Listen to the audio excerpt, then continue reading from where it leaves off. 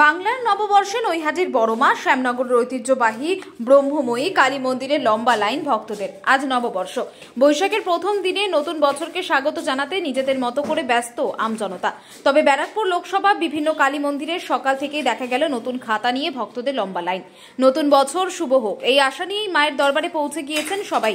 নৈহাটির ঐতিহ্যবাহী বড়মা কালী মন্দিরে সকাল থেকে দূর দূরান্ত থেকে ভিড় জমিয়েছেন কয়েক লক্ষ মানুষ। সকলের যেন একটাই সুর, নতুন বছর সবাই ভালোভাবে কাটুক। মন্দির কমিটির সম্পাদক জানান, প্রতি বছর বড় কালী মন্দির চত্বরে ভিড় জমান লক্ষ লক্ষ মানুষ।